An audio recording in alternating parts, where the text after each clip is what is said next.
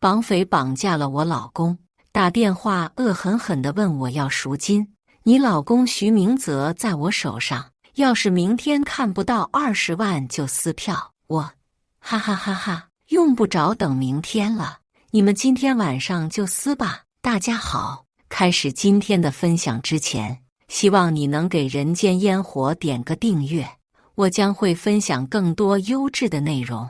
我老公死了，准确的来说，他是被人杀了。警方给我打电话的时候，我正美滋滋地贴完面膜，准备睡个回笼觉。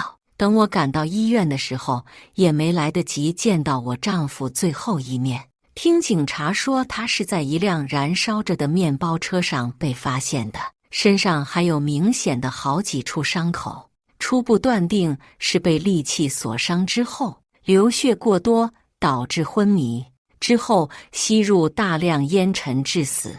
我听完以后，差点当着警察的面双手合十，感谢上苍。老天爷，你可算是开眼了！徐明泽的死因，警方已经立案调查，不排除凶杀或是情杀。不过他因为谁死的我并不在乎，反正只要是死了，就怎么都好。出了医院，我二话不说给闺蜜打了个电话：秋秋，我老公死了，快出来，我们开个香槟，庆祝一下我宋延行中鱼当寡妇啦！在这个世界上，我不知道最爱徐明泽的人到底是谁，但是我知道最希望徐明泽死的人一定是我这个做妻子的。我曾经以为这个王八蛋一定会祸害1000年，活到七老八十，但是我万万没想到，人见自有天收，徐明泽都没有活过28。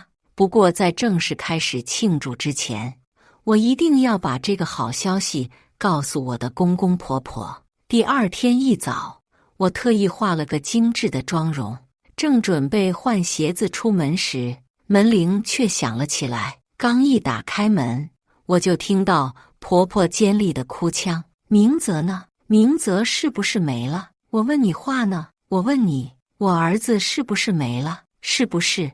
一边的公公搀扶着几乎哭得快晕倒的婆婆，紧紧地盯着我：我儿子呢？你这个丧门星，把我儿子交出来！看着明显已经知道了徐明泽出事了的公公婆婆，我微微一笑。徐明泽在医院的停尸房，昨天晚上他就死了，母子连心。徐明泽没托梦告诉你吗？你老天爷，我的儿子啊！婆婆听完我的话，连一句完整的话都没说出来，白眼一翻，直接晕了过去。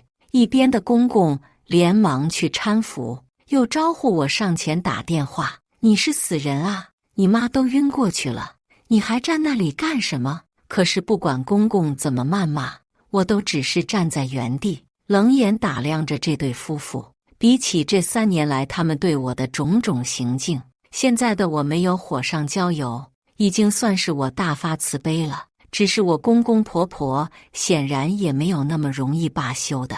在救护车来之后，在公公上车之前，他指着我的鼻子，咬牙切齿：我跟你说，这事儿没完，我们徐家不会放过你，你这个祸害，你妈要是出事儿了，你也是要担责任的。我嫣然一笑：行啊，我拭目以待。没过几天，公公婆婆就带着7大姑8大姨找上了门。进门第一件事，公公就指着我的鼻子，让我从这个家滚出去。这个房子是我儿子买的，你现在把我儿子都给克死了，现在还好意思赖在这里不走？就是，我们徐家把你娶进来以后就没遇到过啥好事儿。明泽没了以后，你看你公公婆婆都哭成什么样了，可是你呢？他现在尸骨未寒啊，你就打扮得花枝招展的，你为明泽流过一滴眼泪吗？像你这样的女人，怎么配做我们徐家的媳妇？你趁早从这里滚出去，要不然的话，我们就报警了。徐家的其他亲戚在我公公开枪以后，就一个个迫不及待地对我口诛笔伐。好像徐明泽的死全都是因为我。报警？好啊，那就报警好了。我冷冷一笑，无视其他人仇视的目光，径直在沙发上坐下，抬了抬眼皮，不疾不徐地悠悠开口：别说是警察来了，就是徐明泽自己来了，也没办法让我从这个房子滚出去。徐明泽是死了，死了我就该为他流眼泪。你们徐家人可别太搞笑了，当初徐明泽可是清清楚楚、明明白白的想要我过的命，这事儿你们忘了，可我却记得一清二楚。说完，我直接解开自己的衬衫扣子，那道长达10厘米的刀疤赫然暴露在空气中，像一道丑陋的蜈蚣一样盘踞在我的胸口。我人生的不幸，就是从认识徐明泽开始。4年前，我们因为一场联谊而相识，交往1年之后便步入了婚姻生活。可是在我们的新婚之夜，我连婚纱都没换下来，徐明泽就把我按在床上，用皮鞭抽得伤痕累累。我从挣扎谩骂到哭着求饶，最后被打得几乎失去意识。期间，徐明泽一直没停手，我被打得在床上躺了1个多礼拜，连回门那天都没起得来。这期间，徐明泽和人间蒸发了似的，连面都没露。倒是我公公婆婆24小时不离地守在我身边，你们以为他们是心疼我这个刚进门的儿媳妇吗？不，他们是害怕我打电话报警，更害怕这件事情闹大了，让他儿子以后被人指指点点。我到现在都记得婆婆当时苦口婆心的劝导，这事儿确实是我们明泽不懂事儿，但是你竟然嫁到我们家来了，有些事儿该忍还是要忍的。你们才刚结婚，总不能就去离婚吧？当时我气得浑身疼，我不离婚，难道就让他这么打我吗？和徐明泽谈恋爱的时候，我就是觉得他这人有点爱生气，但是也不算是什么大毛病。谁知道一结婚，他这人的本性才暴露出来。公公婆婆本来对我还有个好脸色，但是一听到我说要离婚，婆婆的脸立刻就拉了下来。离婚？我们家可丢不起那个人。实话跟你说吧，我们明泽脾气是不好，你要是听他的话，他也不会经常对你动手。但是你要是硬和他来，那还不知道会发生什么事儿呢。说句掏心窝子的话，我这儿子是个天不怕地不怕的主，你要是真的敢和他离婚，到时候要是真出什么事儿，我们老两口也护不住你，你自己好好考虑清楚。听着公公婆婆软硬兼施、冠冕堂皇的话语，我才知道我的婚姻从一开始就是个骗局。徐明泽表面上是个风度翩翩的公子哥，实际上却是一个活生生的暴力狂。夫妻之间哪里有不拌嘴不动手的？明泽在世的时候还跟我说，你经常对他动手呢，现在他人死了，你当然可以随便说了。你这个女人真是歹毒啊！我儿子现在死了，你就欺负他不会说话，往他头上泼脏水是不是？泼脏水？我不气反笑，随便你们怎么说，反正我也不想在你们徐家人面前自证清白。我环顾四周，看着徐家人一张张义愤填膺的脸，心里没由来的一阵痛快。顺便告诉你们，这个房子的房产证上写的是我的名字，我也是徐明泽的合法妻子。他死了，他所有的财产都是我的，这是老天爷对我的补偿，一切都是我应得的。你们想让我从这个家搬出去，下辈子吧！婆婆被气得嚎啕，其余人也纷纷指责我心肠歹毒。你这个外人，你还想把徐家的财产占了？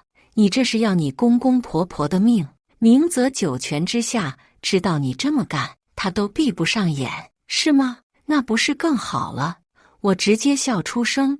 徐明泽能不能闭眼，关我什么事儿？我要是现在还被徐家的人欺负，那死了才是真的合不上眼。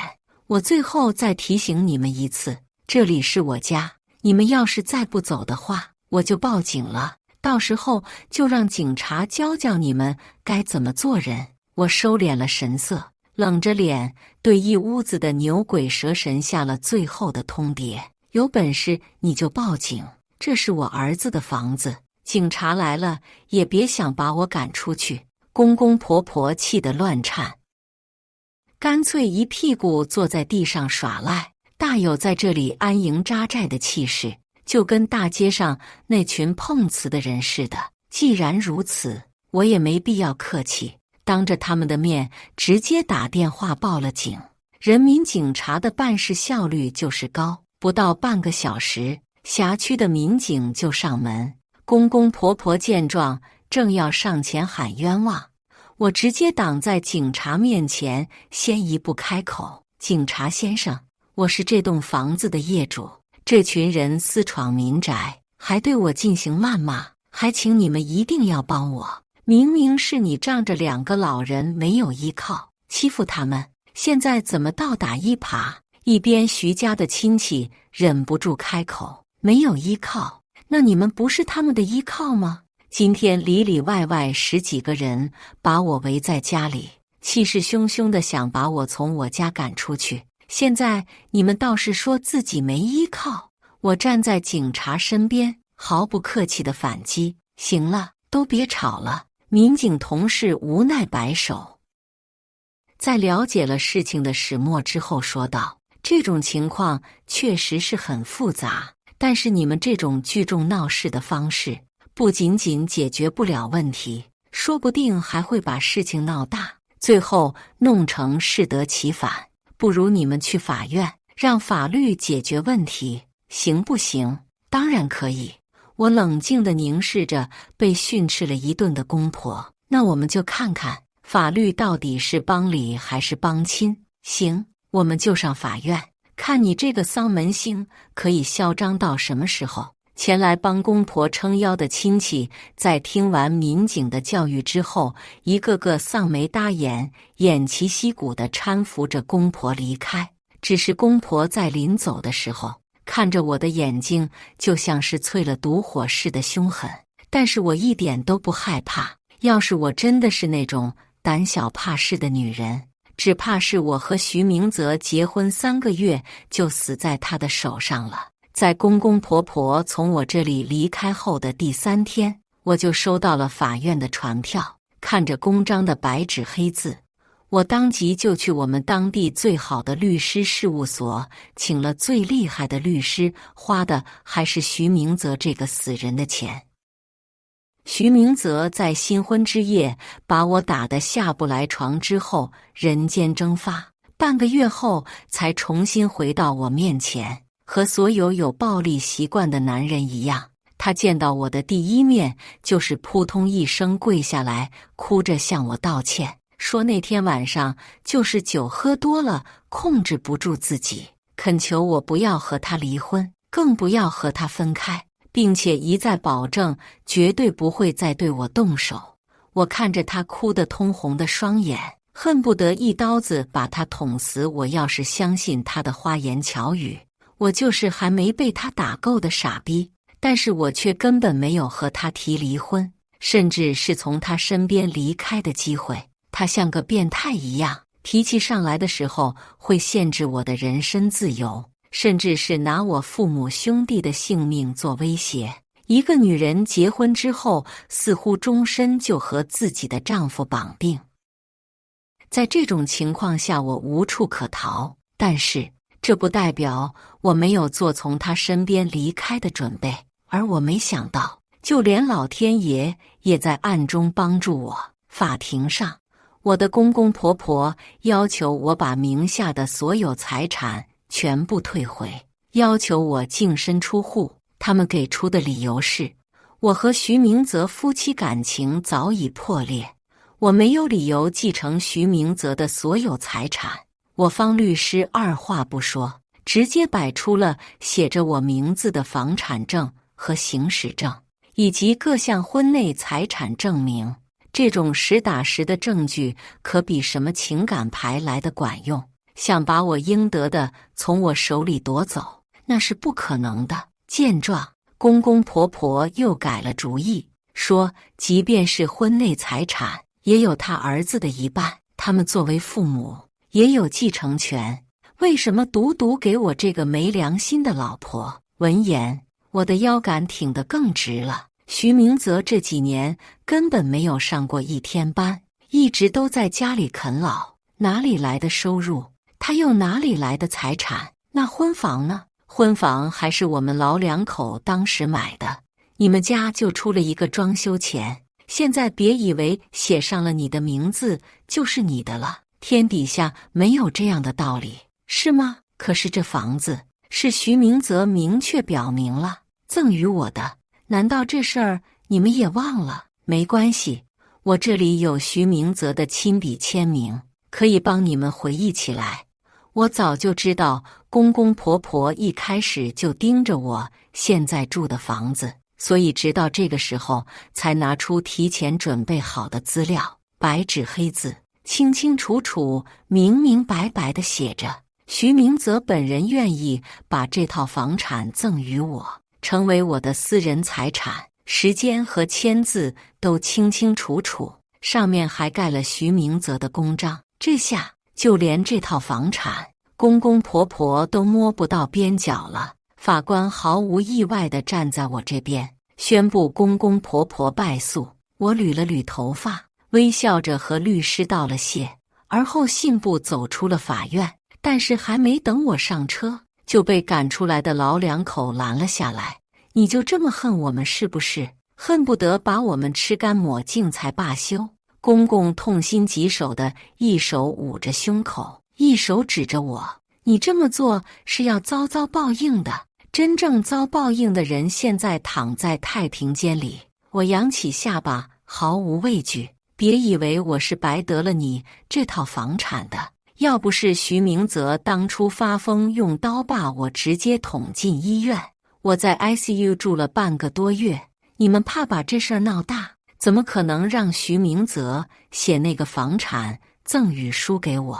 你们年龄大了，贵人多忘事，但是这事儿我可没忘。我只恨一件事，那就是徐明泽死得太痛快了，他应该被千刀万剐，死100次、10000次都不足为惜。我真的恨透了徐明泽，连带着恨面前这对助纣为虐的父母。他们心里只有自己的畜生儿子，可是我也是被自己父母捧在手心里的宝贝。可是这3年来，我过的是什么日子？徐家的人在乎过吗？没有。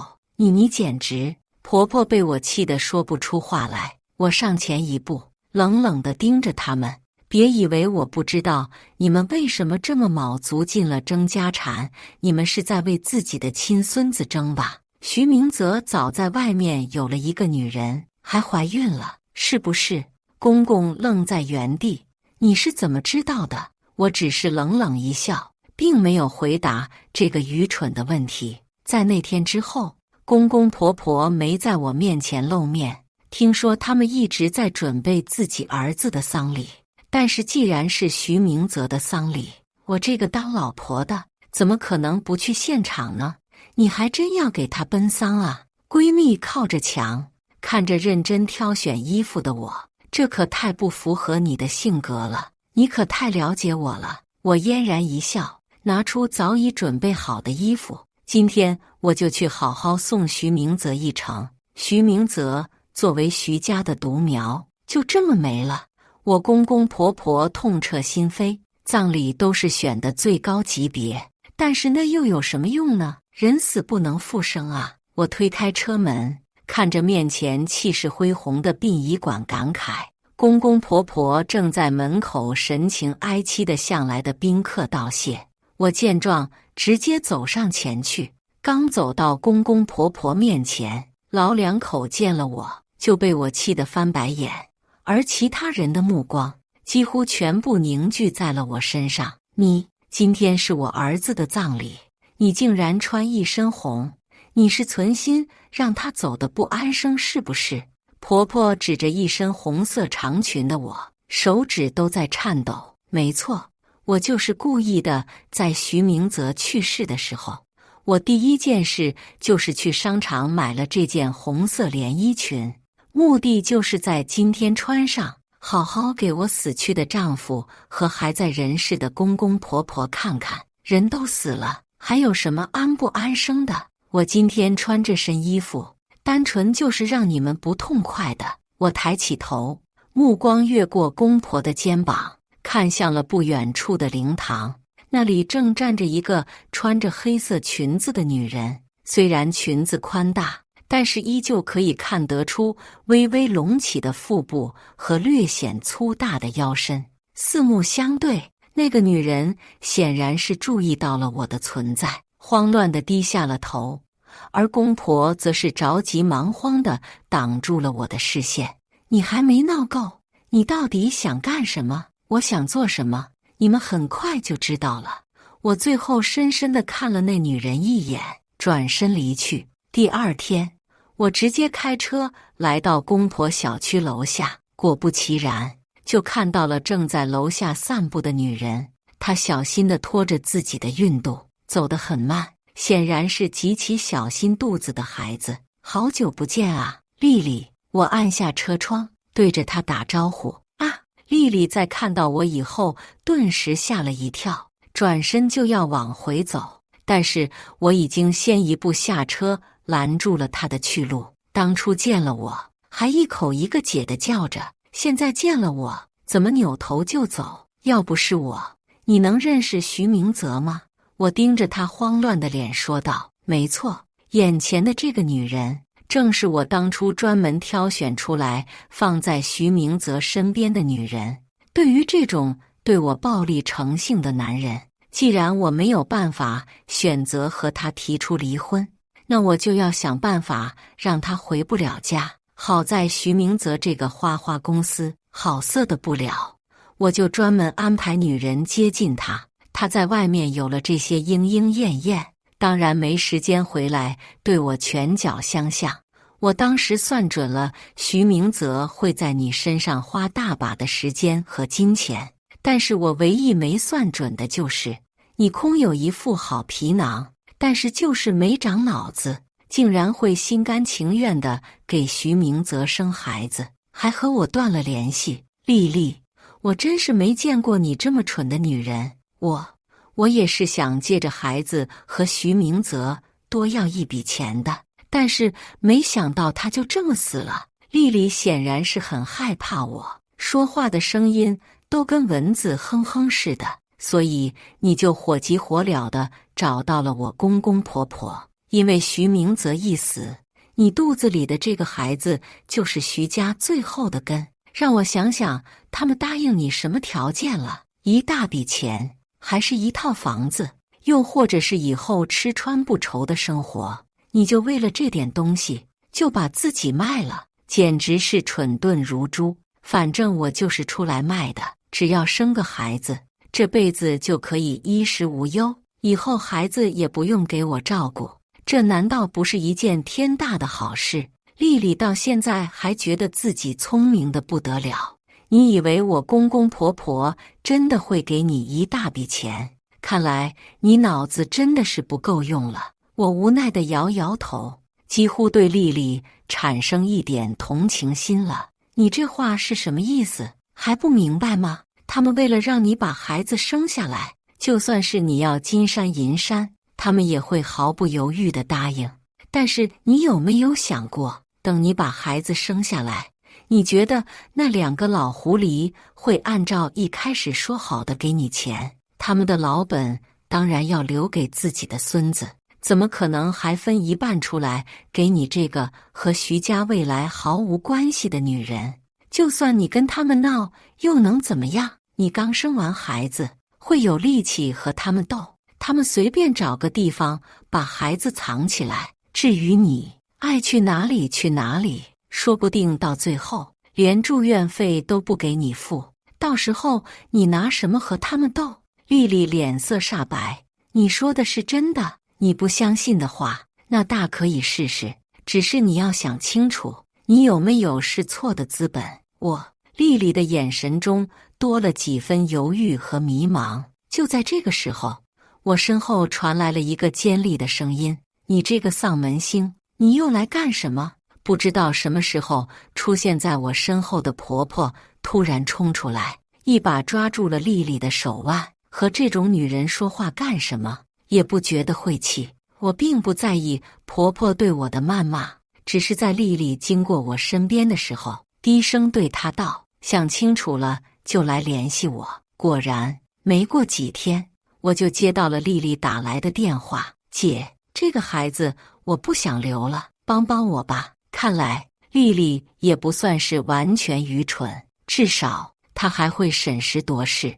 等下我会给你发一个地址，你直接过来就好。在医院门口，我见到了姗姗来迟的丽丽。不好意思啊，姐，刚才他们2个老人一直在家，我没办法出来。没事，我拍拍她的肩膀，等这个孩子打下来，我会给你一大笔钱，让他们2个再也找不到你。